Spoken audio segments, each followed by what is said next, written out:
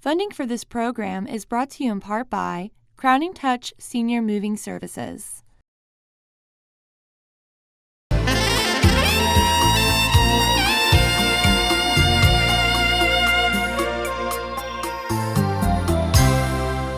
Welcome. Thanks so much for joining us. I'm Rose Martin, and this is Real Life with our favorite life coach, Susan Harf, who's going to offer us suggestions, tips, and strategies for how we can live our very, very best life. Like you, I can't wait to hear what's on her mind today. Hi, Susan. Hi, Rose. I'm happy to see you, and I'm thrilled to see you too. So today we're going to talk about when you feel really mad and you can't get over it. You want to, but you can't get over it. Right. I know this. I know this feeling. We all do. And I'm here to tell you a secret, a couple secrets. One is that whatever feeling you have at any time, it's working for you. We don't have feelings arbitrarily or for no reason. So sometimes we may feel ugly about a situation. We may feel terrible about a situation. But if we wanted, truly wanted, to feel differently, we would. It's that easy? It's not easy at all, but what is the difficult part is not believing that. So for instance, I'm going to take this to an extreme. I've had clients prior to being a coach. I did family therapy. And I had a client who was in an abusive situation with her husband. She needed to get out of it. It actually was becoming aggressive and physically abusive. And I was urging her to get out of the relationship with her. And like so many others who have faced that, she finally said to me one day, "I'm afraid." And I said, "I'm afraid for you." She said, "No, I'm afraid of something else. I'm afraid of leaving him." And I said, "Well, you might live. You might, this is a terrible situation. You need to get out of it." She said, "I don't know what it's like on the other side of him. He's convinced me that I need him to live and that I need him to buy the groceries and I need him to survive. And I'm afraid to leave him because I don't know what would happen if I did."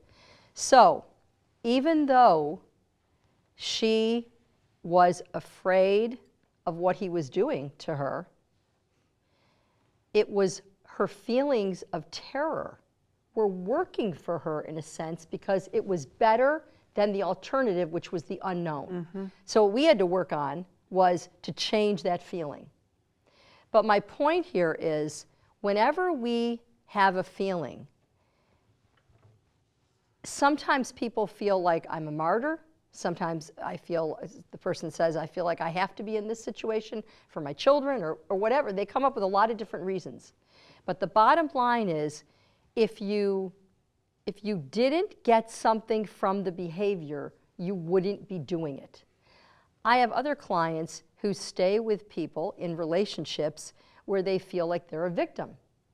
And looking into the situation, you want to say, well, why would you be a victim? Why would you avail yourself to that? Why would you continue that? Well, they're getting something out of being a victim. What they're getting is people saying to them, "Oh, you poor thing. That's awful. How do you put up with his anger? How do you put up with his aggressiveness? How do you put up with him in general?" Well, that's giving that person something. They're getting something from it. So the first thing I want to say is, if you tell me you're mad and you can't get past it, that is doing something for you. And the first thing we need to do is to realize that fact. We need to realize we are getting something from being that way. What do you think we're getting? One of the things sometimes that we're getting is being able to be the martyr. Being able to have people say, "I don't know how she puts up with that situation. I don't know how she puts up with that boss, that child, that teenager, that husband, that, whatever. I don't know how she puts up with it." Well, when that person hears that, they think, I'm good. I'm better than that. I'm better. And whenever you're in a competition in your own mind, you may not ever say to someone, I'm better. Whenever you're having a competition with somebody else, that's a clue right there that these feelings are working for you, but not necessarily in an effective way. So it's giving you something that you want that is unhealthy. If you are in this to be a martyr, if that's what you're getting, or you're in this because you would never say I want to be a victim, but you might say I like the feeling that comes from how I'm treated by others who believe that I'm sticking it out. Those are things that people get. The nurturing, the attention, yes. Those things. I'm thinking of a terrible situation where I counseled a family that lost a child, which in my mind is the worst possible thing. Mm-hmm. And they came to me 5 years later, and the mother was in a depression. And she said, I'm not dealing with the death like I was before. I am okay, but I'm in a depression. It has nothing to do with the death. Okay. Well, what we came to was she was afraid in every situation where that might bring happiness. She was afraid to be happy. And I said, because I tried to talk to her about what are you getting from this? She said, how could you get anything from a depression? I'm not getting anything from being depressed. I don't want to be depressed. What we found when we thought about it and when we unpacked it is that she believed in her unconscious that if she were to be happy, that would be an affront to the child. How can I be happy if my child is not here anymore? I can't ever have somebody catch me smile or laugh, even worse, laugh or be happy, because that would mean I don't miss my child. And what we had to talk about was, you can miss your child every moment and still allow yourself to be happy. Still allow yourself some joy. You know, I'm curious, you said afraid a couple of times, and so I'm wondering if fear and being afraid is somehow tied to anger in a way that we don't really realize it at the time. Well, Rose, once again, you are a fabulous life coach, because that's where we're going. Okay. Okay. That's where we're going, and we're going to go there right now. When people tell me I'm mad and I can't get over it, I ask them to say to me instead, I'm mad, but I won't, and I won't get over it, because that's closer to the truth. That's the clear truth. I am mad, but I won't get over it. And then from there, we say, why do you think you won't? Why do you think you won't get over it? And when we unpack that, we come to the fear. So, let me think of an example. Okay, so let's say I'm the mother of a teenage child. And that teenager is a senior and has all kinds of things they should be doing. They should be studying for the test. They should be filling out the applications for the college. They should be studying for the SATs. Those are all the things they have to do as a teenager. And I walk by him, and I know he's got a test the next day, and he's on the couch watching TV. And I think to myself, I'm mad. When we unpack that, and if I were to say, well, what am I mad about watching him TV? What about that makes me mad? Well, he's supposed to be doing something else, and he's not doing it. Okay, so what? He's supposed to be doing something. Have you ever done something else other than what you were supposed to be doing? Well, we all know I have, yeah. And so have I. So that's not it. So you walk past the teenager, he's watching television instead of studying for the test. And if you think about, I'm mad and I won't get past it, where you come to is, I'm really afraid. So what I ask people to say is, if you weren't mad, how would you feel? And if I wasn't mad at the teenager laying on the couch, not watching TV instead of studying for the test, how would I feel? I guess I'd be afraid. Oh, this is just clicking with me. I get it. You're right. I guess I'll be afraid because of... I would be afraid that he wouldn't pass the test. Right, right. Okay, what if he doesn't pass the test? If someone, now if I'm my own coach, and I would say, well, what if he doesn't pass the test? Okay, what do you mean, what if he doesn't pass the test? If he doesn't pass the test, he might flunk the course. What if he flunks the course? Is he still going to be a good kid? Yeah, but if he flunks the course, he may not graduate high school. Oh, come on. He'll just have to go for extra classes. You know, he may take the course over in the summer, but he won't graduate this class. What if he doesn't graduate this class? Well, he won't walk across the stage. He won't go to graduation. What if he doesn't go to graduation? Oh, everybody's going to be there. My relatives are all coming in, my friends. Everybody's going to be there to see him graduate. He won't graduate. Okay, what if he doesn't graduate? Well, if he didn't graduate at all, he wouldn't go to college. What if he doesn't go to college? There's lots of people who don't go to college. Not everybody has to go to college. But I'm afraid he won't get as good of a job. What if he doesn't? What if he doesn't get a good job? What if he gets a job and he likes it, but it's no big deal. It's not the most important thing in his life.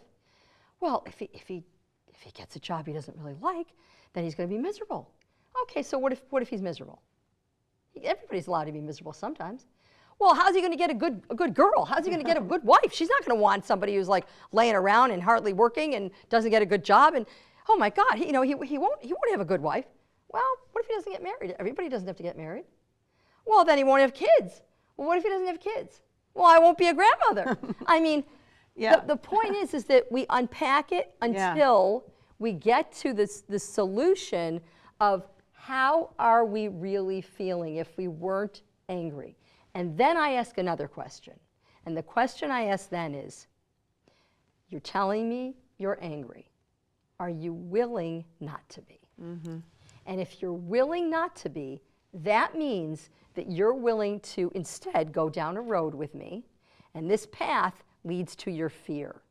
And I'll be honest with you, I think that fear is tough to face. I really do.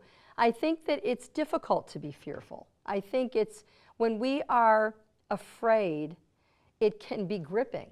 It can make us immobile. You know, that's the other thing is when I ask people, I'm hanging on to this anger, sometimes hanging on to anger is because we don't want to feel the fear. A protective mechanism in a way. It's a protective coating so that we don't, I say to people, denial is not just a river in Egypt. Denial is a coping mechanism. And I don't deny anybody denial. In other words, if somebody's in denial, I don't try and change that. I just point it out. I say, you know what? I think you could be in denial, but if you need to be in denial in order not to have this gripping fear, you're not ready to face the fear. I just want you to know you have it. And sometimes that's a first step, and sometimes that's okay. I don't think that we always have to solve every single fear we've ever had. Sometimes it's not solvable. Sometimes we're not ready to solve it. Sometimes it takes years to solve it. Sometimes we don't know that's what's behind it. What I'm trying to give people an idea about today is the fact that anger is not a primitive emotion. It stems from another emotion, and that's fear.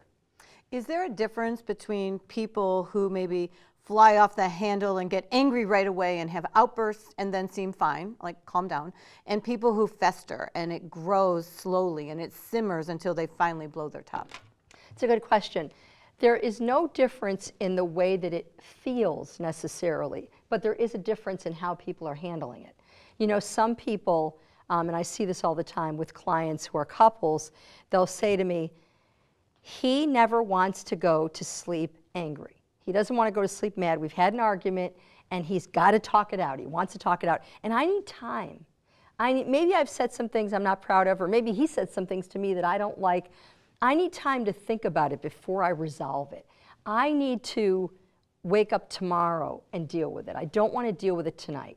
And also, if I'm the kind of person that wants to wait, sometimes it doesn't seem so intense the next day. Sometimes I'm even willing to just forget about it the next day. And he wants to just talk through it, tonight before we go to sleep. And I say to them, this is how most couples are.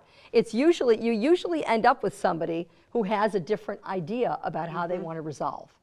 So yes, it's the feelings can be the same no matter how intense they are for different people.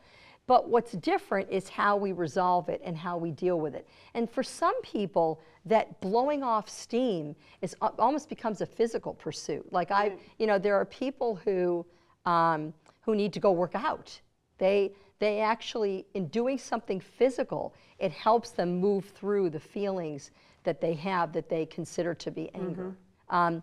I do believe the closer we can get to the primitive feeling, the closer we can get to what it really is and unpack what's really behind it, then that helps you move through the conversation, because it helps you have a better sense of not only where that person is coming from, but moreover where you're coming from. So once you recognize that, how do you get beyond that feeling when you feel enraged? You're feeling mad, but how do you get in your own head, and what are the strategies in order to bring that temperature down?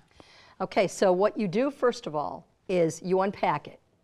You pretend that you're sitting here with Rose and I, and with Rose and me, and you say to yourself, okay, Susan said anger really equals fear. So what am I afraid about right now? What am I afraid of?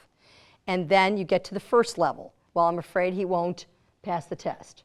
Okay, is that really it? Not usually. And then you go through the steps. Then once you get there and you realize what you're really afraid of, you then are able to say to the person, I flew off the handle and I'm sorry. What I instead need to do is I need to face the fact that I'm afraid about something. But oftentimes both people aren't calm yet. Correct. So you've got to figure out a way that one might be calm, one might want to go down and drill down right now. Yeah. And so how do you navigate that, and so you can both be your very best negotiator to Great get it question. solved? What you need to do in a time when there's not warfare is you need to sit down and have a conversation and say, we both know that we handle anger differently, or we handle arguing differently. And so I'm somebody who needs to reflect and talk about it the next day. You're somebody who wants to get through it right now. Can we make a deal? Can we figure out the compromise? Can we decide, for instance, that our compromise is going to be, we're going to get to the point where we don't hate each other, and we're going to go to bed and remember we love each other, but we're not going to resolve the conflict. So that sometimes is a good compromise for people. Or we're going to say, can we agree to disagree on this matter? Can we agree that we don't need to solve this issue? Sometimes that's a good compromise for some people. Or a third choice is who's ever more unhinged at the moment. So if I'm more unhinged, but I need to think about it, then can we make a decision that if I'm the one that's more unhinged, we can wait till tomorrow? So in other words, these are decisions that are not made at that moment when we're having the argument. Those decisions are made when we're not having the argument, and when we're not angry. Oh, so asking, what do you need? Instead of in the middle of the argument being flippant and saying, okay, obviously you're really enraged, so what do you need? Then it's like, oh, you're being condescending, or whatever it might be. So when you're calm. Exactly. So those compromises need to be worked out at another time. We had another argument. I want to talk to you in advance of our next one, how we're going to resolve this issue of, are we going to, torpedo our way through it? Are we going to take some time? People, like I said, are very different about their needs regarding that. Do you think everybody needs to argue? I don't think that everyone needs to argue viciously, aggressively. I think everyone needs to have a voice. I've had clients who have said to me, we never have had an argument. And I say, okay, that's good. Why are you here? What's happening right now? And usually what I hear is, well, she never has an opinion. And I have feelings about that. I wish she would have an opinion. And she'll say something like, well, my parents, when my mother had an opinion, my father came back loudly and aggressively. So I don't want that to happen to me. And this one couple said to me, I'm not your father, and you're not your mother. So sometimes those conversations have to happen before both people feel comfortable. We get our arguing method from how we were raised. And the first thing we have to face is that we're not always those same people. And so we are capable of moving through things in a different way than our parents did, especially if we're consciously trying. So when we're recognizing that we're in the argument and we are giving ourselves that idea that, okay, this is fear-based and I'm really afraid. So taking a minute, if you've already had this prearranged conversation with whoever you might be arguing with, probably it's going to be a close family member or a spouse in this case. But then, okay, so I'm recognizing I have fear. Hopefully the person's going to give me enough time to get my thoughts or whatever together. And so if I'm thinking to myself, no, I'm not. I'm just mad. I'm not drilling down any further. I'm just mad. Then you need help to drill down. Okay. And maybe your partner can be the person to help you do that. And then that brings you closer even just in that process. One of the things I see happen too is when I'm involved in a consulting in a work situation where the boss is angry with someone, and and I say to them, are you angry and willing not to be? Let's start there, because they're on the verge of being very critical of the person. And what we find is when the boss is, yes, I'm angry and I'm willing not to be, then we can get into a conversation about what are some other things that might be happening with that person that you think is making you angry, but in fact you're misreading the situation. So for instance, I had one recently where the boss said, this person is never on time with his assignments. No matter when I give, how much leeway I give him, how much time I give him, he's never on time, and I'm just getting fed up with it. Well, when we drilled down, the boss was afraid of how it was going to look on him, because he needed to take that information that the person was giving him and do something else with it, move it along. So what he was really angry about was fear, and what the fear was is that he would be misunderstood. Oh. The other part of that, though, is when I asked him, are you willing not to be? The other part that happened was he was able to hear from me that the person who reported to him that he was angry with is somebody who works entirely differently than he does. So the boss was somebody who wants it now, quickly, don't give me the details, just give it to me fast. And the subordinate was somebody, his worker, who reported to him, he was somebody who crossed every T and dotted every I. And when he gave it to someone, whether it was his boss or a colleague, when he gave them the work, it was perfect. That was important. He was motivated toward he wasn't motivated toward fast. He was motivated toward quality. So he was motivated differently than the boss was. That did not mean he was a bad worker or a dumb person or somebody who even wasn't in the right job. He was in the right job, but he did not work in the same way as the boss. Those two had to find common ground.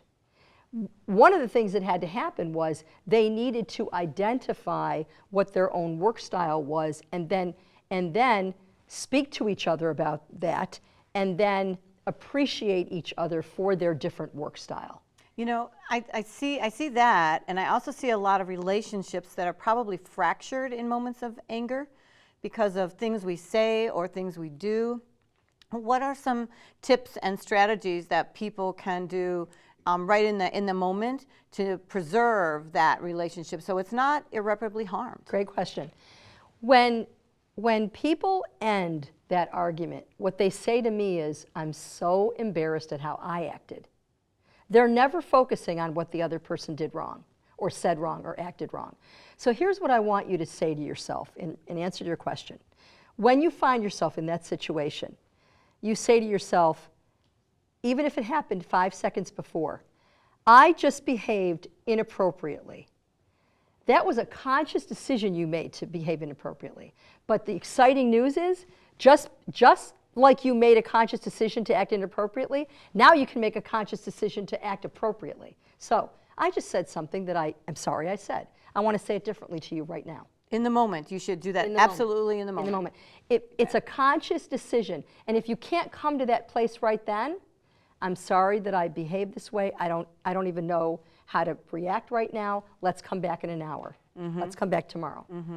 In other words, you're present enough to know you don't like what your role is. And you can say, even if that's all you can say, I don't like how this is going. Can we just stop right now and regroup? So the top 3 takeaways when you're angry, in order to preserve the relationship and make sure that you're resolve the situation and bring yourself back down, what are they? I'm angry and I won't let go of it. Get that won't, recognize that won't, number 1. Number 2, I'm angry, but I'm willing, not but, and, I'm angry and I'm willing not to be. And 3, I'm going to make a conscious decision to act differently when I am, because I'm going to get to the fear. And the fear is what's really driving this, not anger. That's amazing, right? Because we can resolve these issues with all of Susan's tips and strategies to make sure that we can navigate these crazy things and live our very, very best life. Susan and I hope that you will join us next time. Thanks so much, everybody. And take some of these tips home with you, because I think she's given us some great answers.